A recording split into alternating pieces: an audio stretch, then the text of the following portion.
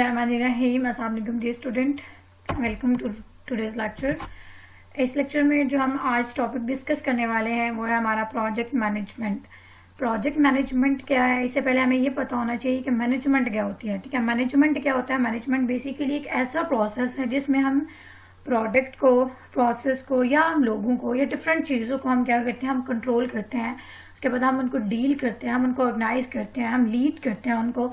तो ये प्रोसेस जो है ये बेसिकली क्या कहलाता है? मैनेजमेंट कहलाता है। अगर हम प्रोजेक्ट की बात करें तो प्रोजेक्ट क्या होता है? ठीक है, प्रोजेक्ट एक ऐसा टास्क होता है, एक ऐसा एम होता है जिसको आपने क्या करना होता है, आपने अचीव करना होता है। लेट्स सपोज के हम कुछ एग्जांपल ले लेते हैं कि आपको एक प्रोजेक्ट दिया गया है कि आपने एक स्कूल में स्टूडेंट्स लेके आने हैं, ठीक है, ताकि उनको टीच किया जाए।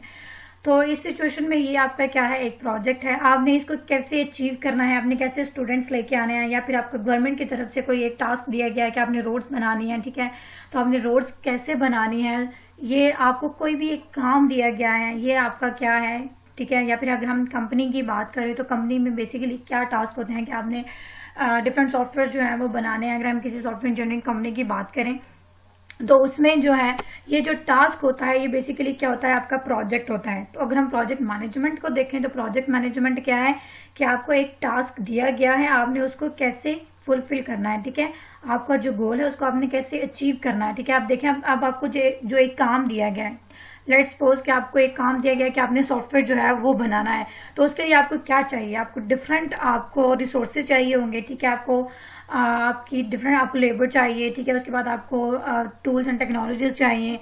उसके बाद आपको कुछ कैपिटल चाहिए। डिफरेंट फैक्टर्स हैं, ठीक है, जो कि आपको रिक्वायर्ड है एक प्रोजेक्ट को अकॉम्प्लिश करने के लिए। तो ये जितने भी फैक्टर्स हैं जो कि आपको रिक्वायर्ड हैं, इन फैक्टर्स को आपने जो इनकी जो कंट्रोलिंग है ये आपका क्या कहलाता है, मैनेजमेंट। तो प्रोजेक्ट मैनेजमेंट में सबसे पहले हम ये देखते हैं कि जो सॉफ्टवेयर प्रोजेक्ट्स में कुछ फैक्टर्स हैं जो कि उसके रिजल्ट को इन्फ्लुएंस करते हैं। तो सबसे पहले वो फैक्टर क्या है, साइज। ठीक है, ये जो साइज है ये सबसे ज्यादा जो है आपके जो प्रोजेक्ट की क्वालिटी को या प्रोजेक्ट के जो रिजल्ट हैं उसको इन्फ्लुएंस करता है। कि अगर आपके पास कोई स्मॉल लेवल का प्रोजेक्ट है या जो है आपके पास लार्ज प्रोजेक्ट है तो क्या होगा, अगर आपके पास कोई स्मॉल प्रोजेक्ट है तो क्या होगा कि उसके लिए आपको जितना भी टाइम लिमिट रिक्वायर्ड है आप उस टाइम में उसको क्या करेंगे, आप उसको बना लेंगे। अब ये जो है इसके बाद अगर हम देखें डिलीवरी डेडलाइन, तो जो आपने अपने कस्टमर को टाइम दिया हुआ है, ठीक है, हम ये जो आप यानी कि आपके कस्टमर ने आपको एक टास्क दिया, आपने उसको टाइम दिया कि मैं आपको 4 मंथ में या 8 मंथ में कंप्लीट कर दूंगा। मोस्टली केसेस में क्या होता है कि कस्टमर ही टाइम बताता है कि मुझे इस टाइम में ये प्रोजेक्ट चाहिए। लेकिन अगर आपने कोई उसको, ठीक है, अगर कस्टमर ने बताया टाइम या आपने उसको टाइम बताया तो फिर आपने क्या करना है, आपने उसी टाइम के अंदर उसको डिलीवर करना है। तो ये कैसे उसके रिजल्ट को इन्फ्लुएंस करता है, अगर आपने उस टाइम में उसको फुलफिल नहीं किया, आपने वो सॉफ्टवेयर नहीं बनाया तो ये आपकी रेपुटेशन को अफेक्ट करेगा। ठीक है, उसके बाद बजट एंड कॉस्ट है। ऑब्वियसली आपको क्या चाहिए, आपको डिफरेंट रिसोर्सेज चाहिए। ठीक है, तो उसके लिए हम सबसे पहली जो चीज है, ठीक है, जो कि एक ऑर्गेनाइजेशन को अच्छे से एक ट्रैक पे लेके आती है, ठीक है, वो क्या होती है, उसका बजट। आपने सबसे पहले, ठीक है, हम मोस्टली कंपनीज क्या करती हैं कि वो साल के शुरू में पूरे एक साल का जो है वो बजट बना लेती हैं। तो इसी तरह सॉफ्टवेयर प्रोजेक्ट का जो बजट है वो उसको कैसे इन्फ्लुएंस करता है कि समटाइम जो आपने एक एवरेज लाइन बनाई होती है कि हम ये जो सॉफ्टवेयर हमें मिला है हम इसको इस एवरेज के अंदर हम इसको बना लेंगे। तो समटाइम क्या होता है कि या तो वो उस एवरेज से फॉल कर जाता है, ठीक है, या उस एवरेज से राइज हो जाता है। ठीक है, तो इस सिचुएशन में क्या होता है कि जब अगर वो फॉल कर जाए या फिर वो जो है एक्सटेंड हो जाए तो ये उसकी क्वालिटी को या आपके जो प्रोजेक्ट है उसको इन्फ्लुएंस करता है। इसके बाद एप्लीकेशन डोमेन है कि आप किस पर्पस के लिए उसको बना रहे हैं। उसके बाद टेक्नोलॉजी उसमें कौन सी इंप्लीमेंट आप कर रहे हैं, ये सारी चीजें जो हैं ये आपके सॉफ्टवेयर को इन्फ्लुएंस करती हैं। आप सिस्टम की लिमिटेशन क्या है, ठीक है, जो आप सिस्टम बना रहे हैं, जो आप प्रोजेक्ट आपको मिला हुआ है, उसके बाद यूजर की रिक्वायरमेंट्स क्या है, उसके लिए आपके पास रिसोर्सेज कौन कौन से हैं, कौन कौन से रिसोर्सेज नहीं है। समटाइम आपको टेक्निकल इक्विपमेंट चाहिए होता है। तो जैसे कि अगर आपको कोई टेक्निकल इक्विपमेंट चाहिए लेकिन आपने बजट जो है उसका पहले से ही एस्टिमेट किया हुआ है, लेकिन आपको बाद में जो है रियलाइज हुआ है कि नहीं ये जो हमारे पास रिसोर्सेज हैं ये इनफ नहीं है, तो उस सिचुएशन में क्या होगा कि आपका बजट जो है वो इंक्रीज कर जाएगा। तो ये सारे फैक्टर्स जो हैं ये आपके प्रोजेक्ट को इन्फ्लुएंस करते हैं। इसके बाद जो हमारा प्रोजेक्ट मैनेजमेंट होता है, ठीक है, ये किस किस चीजों के साथ रिलेट कर रहा होता है, इसका कंसर्न किस किस चीज के साथ होता है, किस किस फैक्टर के साथ होता है, इसका कंसर्न जो होता है उसमें सबसे पहला फैक्टर क्या है कि आपने जो प्रोजेक्ट बनाना है वो आपका हाई क्वालिटी का होना चाहिए। हम वेरी फर्स्ट लेक्चर से हम यही बात कर रहे हैं कि सॉफ्टवेयर इंजीनियरिंग का जो एम क्या है कि हाई क्वालिटी के सॉफ्टवेयर जनरेट करना। उसके बाद क्या है कि आपने एक सॉफ्टवेयर बनाना है, उसके लिए आपके पास जो जितने भी पॉसिबल पाथ्स हैं या जो भी आपके पास प्रोसेसेस हैं उसमें क्या क्या रिस्क आते हैं, आपने उसको असेस करना है, उसको कैसे, फिर आपने जो रिस्क है उसको ओवरकम करने के लिए आपके पास क्या एक्सपेरिमेंट्स हैं, ठीक है, क्या सॉल्यूशंस हैं, आप कैसे उनको फाइंड आउट करते हैं, क्या मेजरमेंट होंगी उसके लिए। इसके बाद आपके सॉफ्टवेयर के लिए कॉस्ट एस्टिमेशन क्या है कि ठीक है आपने जो बजट बनाना है वो आप कैसे बनाएंगे, आपने अपने प्रोजेक्ट को स्केड्यूल कैसे करना है, जो आपका कस्टमर है उसके साथ आपकी कम्युनिकेशन मीन्स उसके साथ आपकी डीलिंग क्या है, स्टाफिंग के जो आपकी इंटरनल जो लेबर है मीन्स जो आपकी एक ऑर्गेनाइजेशन के अंदर जितने भी मेंबर्स हैं, ठीक है, उनका जो है क्या रिक्वायरमेंट्स होती हैं या उनका आपस में क्या इंटरेक्शन है, बाकी डिफरेंट रिसोर्सेज जो आपको अदर रिसोर्सेज से क्या मुराद है कि जो आपको मेन रिसोर्सेज चाहिए होते हैं एक सॉफ्टवेयर को बनाने के लिए। प्रोजेक्ट को मॉनिटर कैसे करेंगे, तो प्रोजेक्ट मैनेजमेंट में बेसिकली ये सारी चीजें जो हैं इनको चेक किया जाता है, इनको मैनेज किया जाता है। अगर आपके पास रिसोर्सेज हैं, ठीक है, तो ये जब भी आपने सॉफ्टवेयर को मैनेज करना है आपने सबसे पहले ये देखना है कि आपके पास रिसोर्सेज क्या क्या हैं। उसके बाद आपने अपने प्रोजेक्ट को स्केड्यूल कैसे करना है, स्केड्यूलिंग क्या होती है ये हम इसी लेक्चर में डिस्कस करेंगे। फिर जो आपने प्रोजेक्ट बनाया है वो उसका स्कोप क्या है, वो फिजिकल है या नहीं, फाइनेंशियली वो फिजिबल है या नहीं, या टेक्निकली वो फिजिबल है या नहीं, मीन्स लोग उसको एक्सेप्ट करेंगे या नहीं, लोगों की वो रिक्वायरमेंट है भी या फिर के नहीं। नेक्स्ट हम बात करते हैं कि ये जो प्रोजेक्ट्स हमारे फेल होते हैं ये इसकी क्या रीजंस है। सबसे पहले तो ये है कि अगर कस्टमर की रिक्वायरमेंट चेंज हो गई है, ऑब्वियसली अगर कस्टमर की रिक्वायरमेंट चेंज हो गई है फिर तो जो आपने प्रोजेक्ट बनाया है उसके किसी काम का नहीं है, ना ही वो उसको यूज करेगा। उसके बाद समटाइम ऐसा होता है कि जो आपका कस्टमर होता है, ठीक है, वो श्योर नहीं होता कि उसकी रिक्वायरमेंट्स क्या है, तो ये भी एक फैक्टर है आपके प्रोजेक्ट्स के फेल होने में। इसके बाद क्या है, अनरियलिस्टिक डेडलाइन इज एस्टैब्लिश्ड, ठीक है, कि आपने जो डेडलाइन आपने बता दी है, आपने सोचा नहीं, आपने प्लानिंग नहीं की, आपने वैसे फौरन से बता दिया, तो ये क्या होगा कि फिर वो जो आपने कमिटमेंट की आप अपनी कमिटमेंट से पीछे हट जाएंगे। इसके बाद जो आपकी एफर्ट है उसका ऑनेस्ट अंडर एस्टिमेट का जो एफर्ट, अगर आपकी एफर्ट है उसको आप अंडर एस्टिमेट करेंगे तो ये भी जो है ये क्या होगा आपके एक फैक्टर में, आपके प्रोजेक्ट फेल में एक फैक्टर है। इसके बाद क्या है कि प्रेडिक्टेबल या अनप्रेडिक्टेबल रिस्क, कुछ रिस्क ऐसे होते हैं जिनके लिए हमने पहले से प्लानिंग की होती है, ठीक है, हमें पहले से ही पता होता है कि ये अगर हमने ये प्रोसेस अडॉप्ट किया है तो उसमें ये रिस्क आएगा, लेकिन कुछ रिस्क ऐसे होते हैं जिनके बारे में हमें आइडिया भी नहीं होता, ठीक है। तो ये दोनों जो रिस्क कोई भी है वो प्रिडिक्टेबल है या अनप्रिडिक्टेबल है, वो आपके प्रोजेक्ट को फेल, जब आपका प्रोजेक्ट फेल होता है तो उसका एक फैक्टर कंसिडर किया जाता है, ठीक है। आपकी टेक्निकली डिफिकल्टीज आती हैं, आपका जो इन्वायरमेंट है ऑर्गेनाइजेशन का वो अच्छा नहीं है, ठीक है, जो आपके स्टाफ है, मेंबर्स हैं, उनकी आपस में इंटरेक्शन जो है वो अच्छी नहीं है, तो ये सारी जो है ये सारे रीजंस हैं जिसकी बेस पर आपका प्रोजेक्ट जो है वो फेल हो जाता है। जो आपने प्रोजेक्ट की जो मैनेजमेंट है, ठीक है, आपने प्रोजेक्ट को अच्छे से मैनेज नहीं किया हुआ तो भी क्या होगा, सबसे जो पहली चीज आती है वो मैनेजमेंट आती है, ठीक है। अगर आपकी मैनेजमेंट अच्छी नहीं है तो आपकी जो कंपनी है, ठीक है, बेशक उसमें जो भी ऑपरेशंस परफॉर्म हो रहे हैं, आपकी जो स्टाफ है वो बहुत ही अच्छा है, लेकिन फिर भी जो वाइटल रोल प्ले करती है किसी भी ऑर्गेनाइजेशन में वो उसकी मैनेजमेंट करती है। नेक्स्ट हम देखते हैं रिस्क एनालिसिस मैनेजमेंट। रिस्क क्या होता है, रिस्क बेसिकली क्या होता है कि जो हमारे प्रोजेक्ट में अनसर्टेनिटी होती है, ठीक है, कि और उसके साथ ऑब्वियसली अगर आपके प्रोजेक्ट में कोई आप श्योर नहीं है, ठीक है, कोई उसमें अनसर्टेनिटी आ रही है तो इट मीन्स कि उसके साथ क्या है बहुत सारा लॉस एसोसिएट है, कि आपका प्रोजेक्ट जो है वो ऑब्वियसली हाई क्वालिटी का नहीं होगा या आपने जो प्लानिंग किया उसके अकॉर्डिंग वो अकॉम्प्लिश नहीं होगा। जो रिस्क की दो अप्रोचेज है मेन, पहली एक क्या है रिएक्टिव है, दूसरी क्या है प्रोएक्टिव, ठीक है। रिएक्टिव का मतलब क्या है, बेसिकली ये अप्रोचेज है कि आपने रिस्क को मैनेज कैसे करना है। रिएक्टिव में रिस्क को कैसे मैनेज किया जाता है, रिस्क क्या है बेसिकली कोई भी एक प्रॉब्लम है, ठीक है। अब रिएक्टिव में रिस्क को कैसे मैनेज करते हैं आप, कि आप तब सोचते नहीं है जब तक आपकी प्रॉब्लम्स ऑकर नहीं हो जाती, ठीक है। तब जब तक आपकी सिचुएशन जो है वो ऑकर नहीं हो जाती, तब तक आप उस सिचुएशन के बारे में सोचते ही नहीं, मीन्स आपकी कोई प्लानिंग ही नहीं है।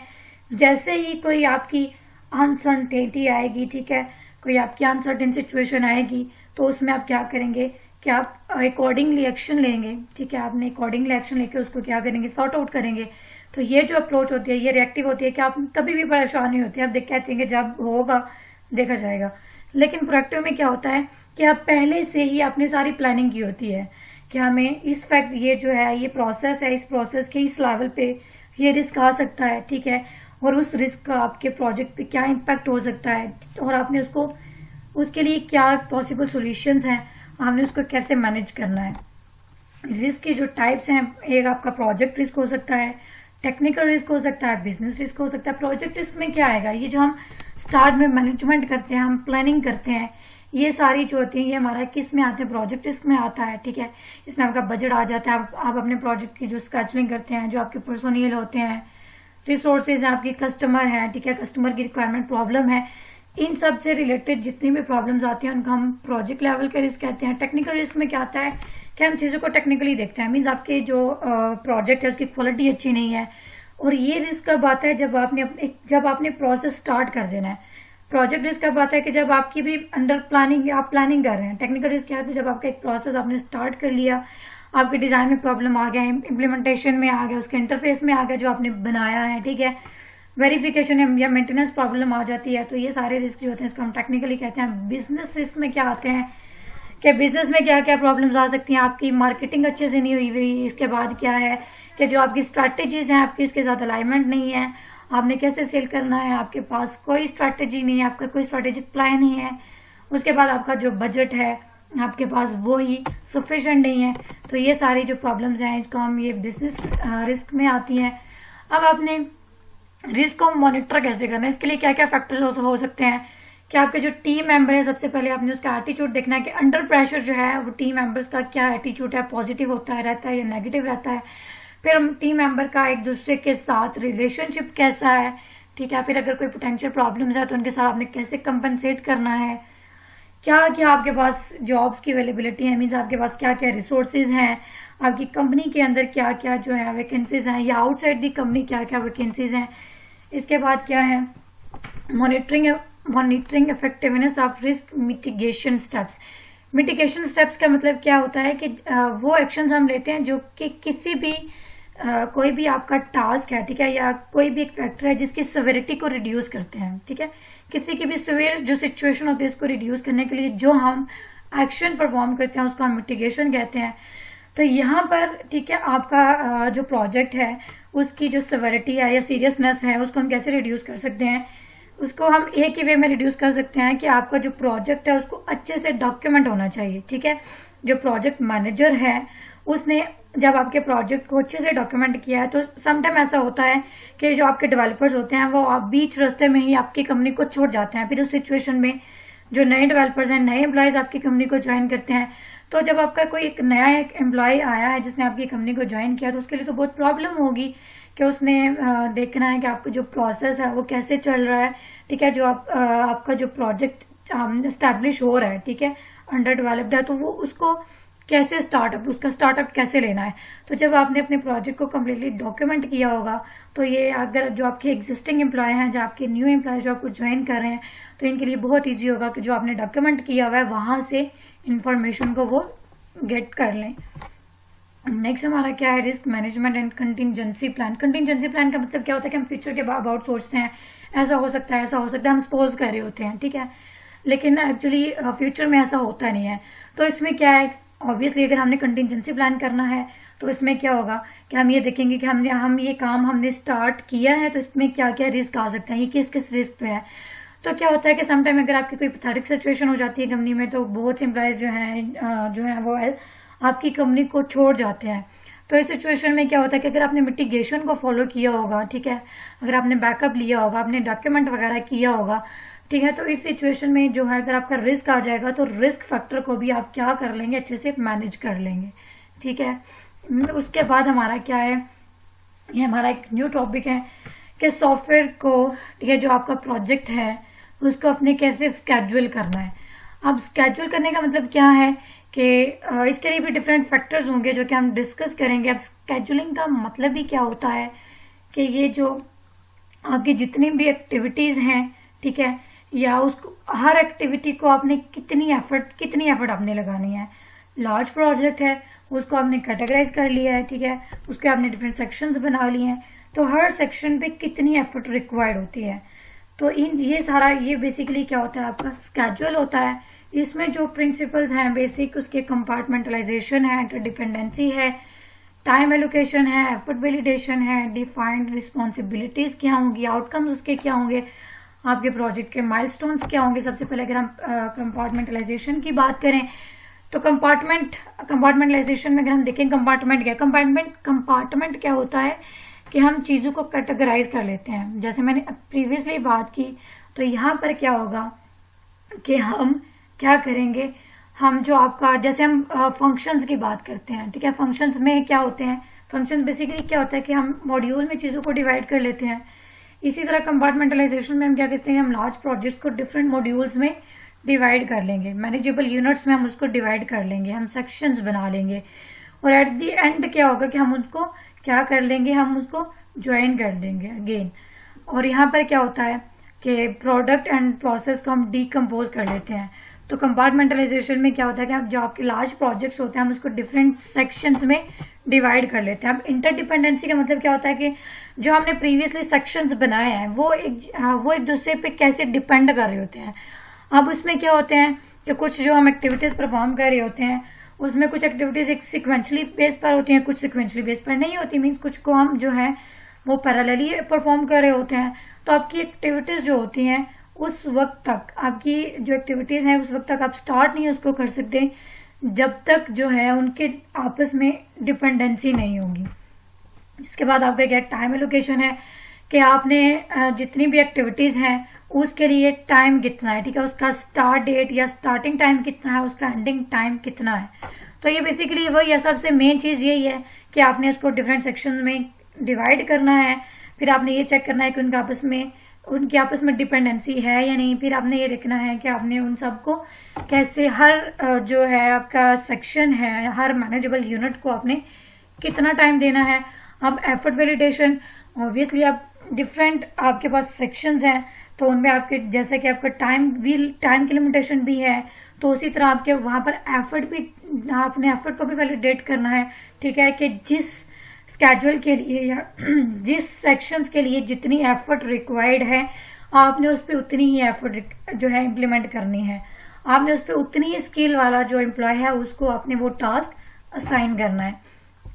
फिर रिस्पॉन्सिबिलिटीज क्या है कि आपकी टीम मेंबर को अपनी रिस्पॉन्सिबिलिटीज देनी है। अब रिस्पॉन्सिबिलिटीज क्या है कि आपने हर सेक्शन को डिवाइड कर देना है, जितने भी आपके टीम मेंबर हैं हर एक को आपने एक सेक्शन जो है वो असाइन कर देना है, और उसके बाद हमने क्या करना है उसको हमने डिकम्पोज कर लेना है, ज्वाइन कर लेना है।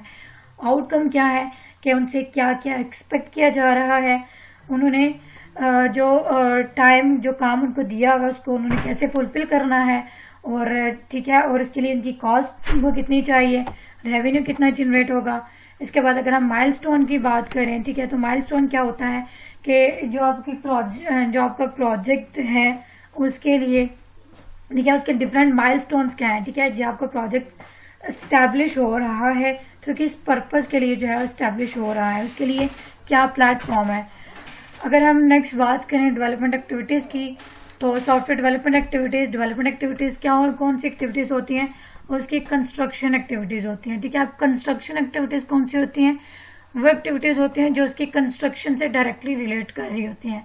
अब आपने सॉफ्टवेयर को एक कंस्ट्रक्ट करना है, ठीक है, आपने एक सॉफ्टवेयर बनाना है, तो उसमें क्या क्या एक्टिविटीज होती हैं, जैसे हमने प्रीवियसली मॉडल डिस्कस किए, मॉडल में क्या क्या स्टेप्स थे। तो इसमें सबसे पहले हमने देखना है कि आपने रिक्वायरमेंट को कैसे गैदर करना है, ठीक है, उसके बाद आपने उसको डिजाइनिंग देनी है, कोडिंग करनी है, टेस्टिंग करनी है। तो यहाँ पर आपने एक कॉन्सेप्ट अंडरस्टैंड करना है, वो कॉन्सेप्ट क्या है कि आपने कंस्ट्रक्ट करना है अपने सॉफ्टवेयर को, ठीक है।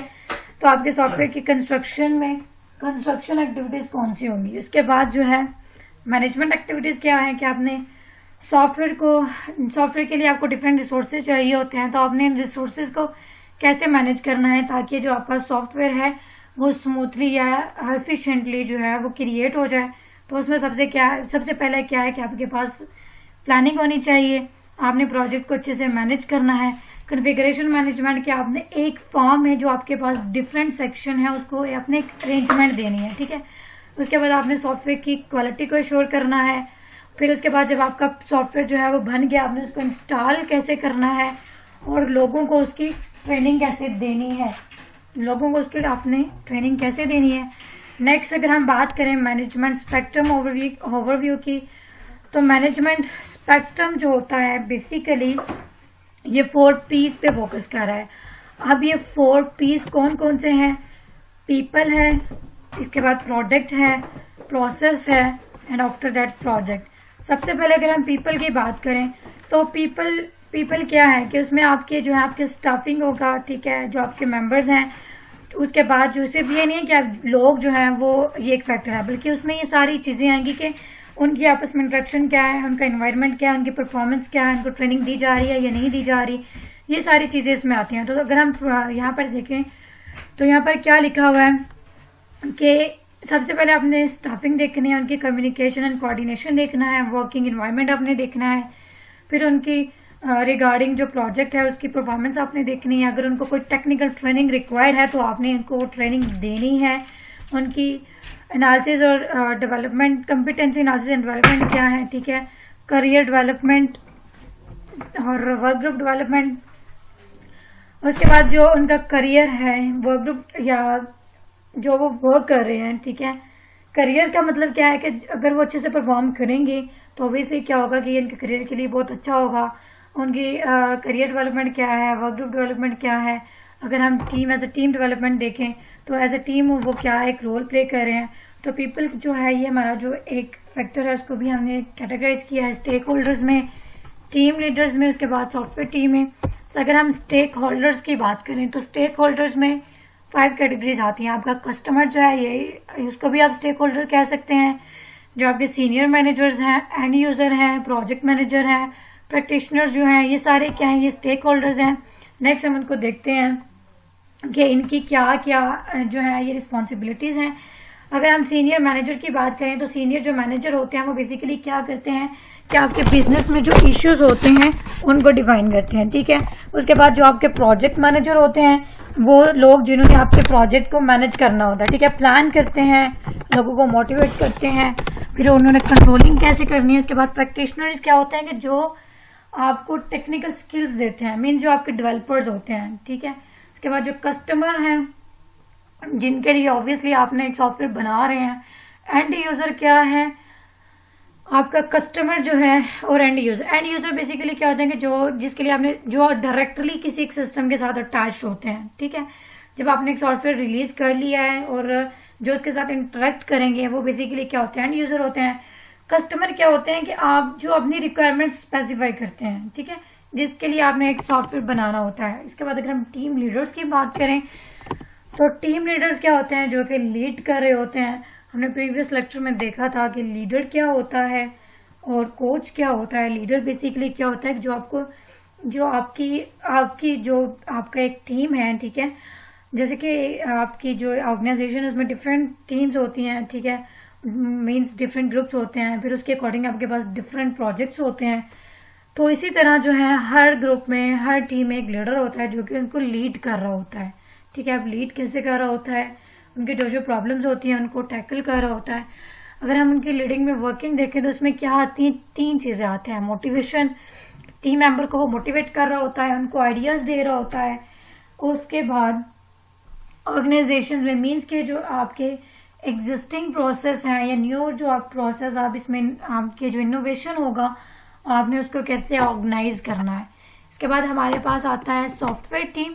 अब सॉफ्टवेयर टीम में जो है ये बेसिकली सॉफ्टवेयर टीम है ऑब्वियसली क्या होगी वो टीम है जो कि अगर हम डेवलपर्स की बात करें तो क्या हम उनको सॉफ्टवेयर टीम कह सकते हैं, ऑब्वियसली हम उनको कह सकते हैं।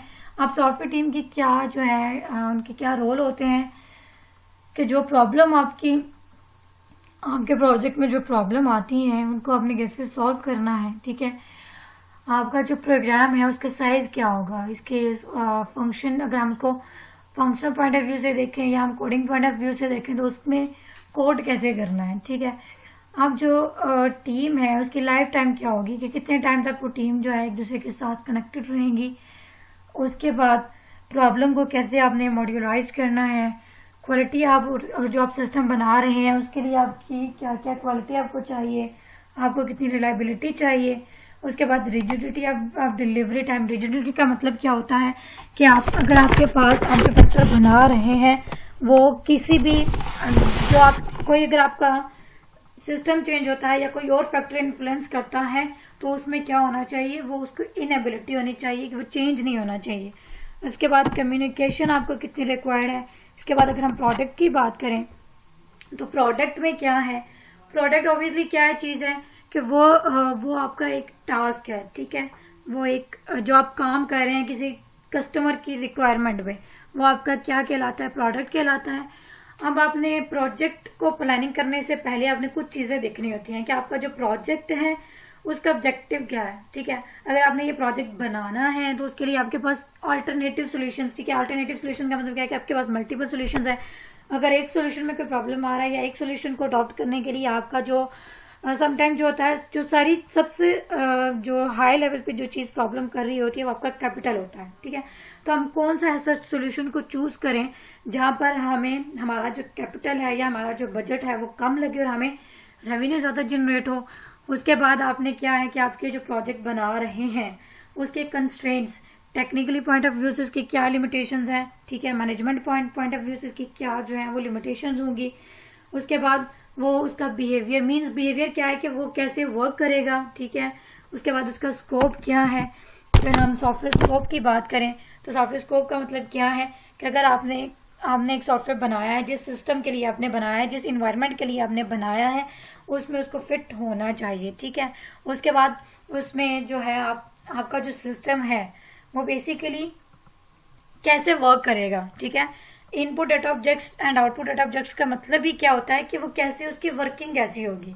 इन्फॉर्मेशन ऑब्जेक्टिव बेसिकली इसी के साथ कंसर्न होता है कि जो आपने सॉफ्टवेयर बनाया है वो वर्क कैसे कर रहा है, उसके परफॉर्मेंस क्या है, वो कैसे परफॉर्म, जो उसकी फंक्शनल पॉइंट ऑफ व्यू से वो अच्छा परफॉर्म कर रहा है या नहीं कर रहा है। इसके बाद अगर आप जो है ये जो फैक्टर अभी मैं बोलने लगी हूँ इसके बगैर आपका कोई सॉफ्टवेयर जो है वो रीजनेबली या सही से प्रोड्यूस नहीं हो सकता। सबसे पहले अगर आपने कॉस्ट को एस्टिमेट नहीं किया हुआ, ठीक है, आपने अपने रिस्क को असेस नहीं किया हुआ, ठीक है। उसके बाद जो आपके प्रोजेक्ट टास्क हैं उनमें ब्रेक डाउन नहीं है। ब्रेक डाउन का मतलब क्या है कि अगर आप कंटिन्यूसली जो है वो एक टास्क के बाद दूसरा टास्क, दूसरे टास्क के बाद तीसरा टास्क यहाँ पर परफॉर्म करते जाएंगे तो ये एक प्रॉब्लमेटिक सिचुएशन हो जाती है। इसके बाद इंडिकेशन ऑफ प्रोग्रेस, ठीक है, प्रोग्रेस की इंडिकेशन नहीं है। तो इन सारे फैक्टर्स के बगैर आपका जो प्रोडक्ट है, आपका जो सॉफ्टवेयर है वो हाई क्वालिटी का प्रोड्यूस नहीं हो सकता, नहीं बन सकता। अगर हम नेक्स्ट बात करें प्रोसेस की तो प्रोसेस में क्या है, प्रोसेस अब देखें, हमने प्रीवियसली प्रोडक्ट की बात की है, ठीक है, कि आपने एक प्रोडक्ट बनाना है तो उसके लिए क्या क्या प्रोसेस होंगे। तो जो आपकी टीम है उसने डिसाइड करना है, ठीक है। और टीम में भी बेसिकली क्या है कि जो आपका लीडर होगा वो डिसाइड करेगा कि हमारे पास इतने प्रोसेसेस हैं और इन प्रोसेस में कौन सा जो प्रोसेस है वो हमारे प्रोजेक्ट के लिए सूटेबल है, ठीक है। अब उसमें भी क्या होगा कि जो प्रोसेस होता है वो कौन लोग जो है वो सिलेक्ट करते हैं। मैंने पहले बात की कि आपके जो लीडर हैं वो सिलेक्ट करते हैं, लेकिन किसकी बेस पे वो डिसाइड करते हैं, जो डेवलपर्स होते हैं, जो कस्टमर होते हैं, ठीक है। उसके बाद जो वो प्रोजेक्ट बना रहे हैं उनकी करैक्टरिस्टिक्स की बेस पर फिर वो जिस इन्वायरमेंट में काम कर रहे हैं उसकी बेस पर वो क्या करते हैं, प्रोसेस को सिलेक्ट करते हैं। और एट द एंड क्या करते हैं कि आप melding the product and process का मतलब क्या है कि आपने जो प्रोसेस चूज किया है इस प्रोसेस को जब आप फुली जो है वो फॉलो करते हैं तो आपका जो प्रोडक्ट है वो अचीव हो जाता है।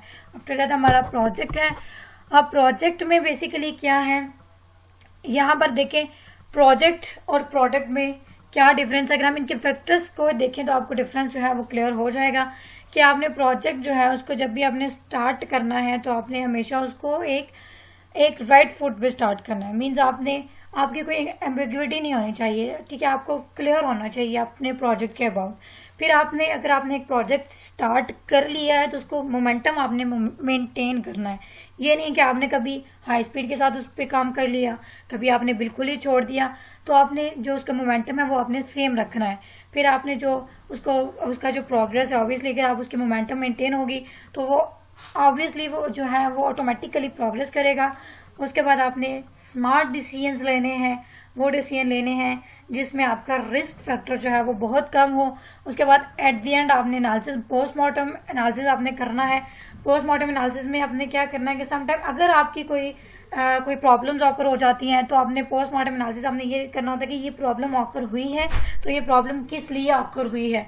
इसके बाद हमारे जो है ये 5 वोज हैं। अगर हम ये 5 वोज की बात करें तो सबसे पहले हम ये देखते हैं कि आपका जो सिस्टम है, ठीक है, वो क्या है जो आपने डेवलप करना है, ठीक है, और ये कब डेवलप होगा, कैसे डेवलप। पहले सबसे जो फैक्टर है हम ये देखते हैं कि क्या डेवलप किया जाएगा, कब किया जाएगा, अब उसके फंक्शनैलिटी के लिए कौन से लोग रिस्पॉन्सिबल होंगे और ये लोग जो हैं ये कहाँ पर लोकेटेड होंगे, ठीक है, ये डिफरेंट जगह पर हैं या इकट्ठे जो है वो काम कर रहे हैं। उसके बाद क्या है कि उनके वो जो काम कर रहे हैं वो कैसे होगा, टेक्निकली होगा या मैनेजरियली होगा।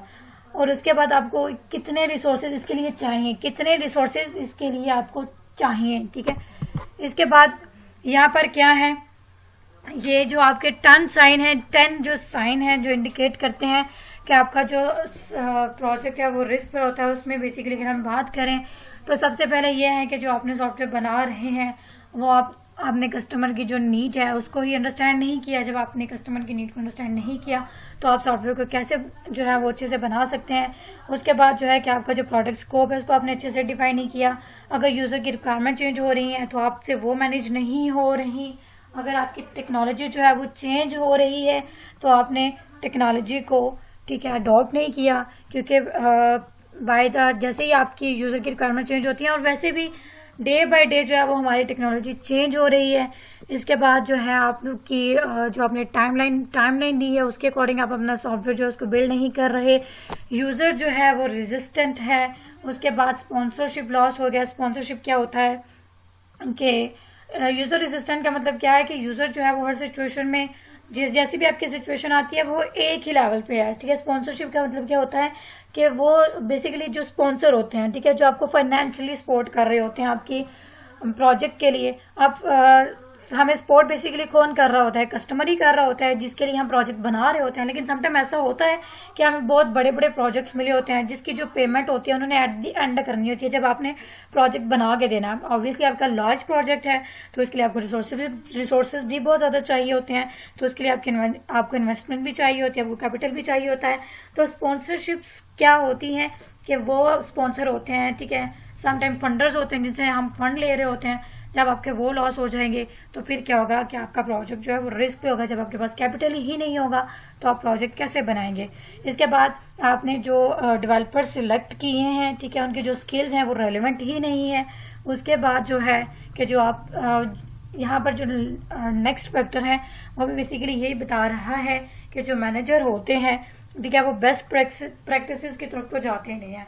वो बस कहते हैं कि जी हमें प्रोजेक्ट मिला है, इसके लिए कोई भी आपका डेवलपर है जी आपने ये काम करना है, उनके सर पे थोप देते हैं, आपने ये करना है, हमें आपसे ये चाहिए, हमने कस्टमर को देना और रेवेन्यू सिर्फ वही उससे ले रहे होते हैं। ये था हमारा आज का टॉपिक जिसमें हमने ये देखा कि प्रोजेक्ट को कैसे मैनेज करना है। प्रोजेक्ट की मैनेजमेंट में जो मेन चीज जो है उसको अफेक्ट करती है वो रिस्क है। हमने ये देखा कि रिस्क को जो है आपने कैसे सस करना है, प्रोजेक्ट को कैसे स्केड्यूल करना है, और एट द एंड हमने स्पेक्ट्रम के डिफरेंट फैक्टर्स देखे। तो आई होप आपको आज का लेक्चर समझ आ गया होगा। इंशाल्लाह नेक्स्ट वीक में हम अपना नेक्स्ट टॉपिक कंटिन्यू करेंगे। अल्लाह हाफिज़।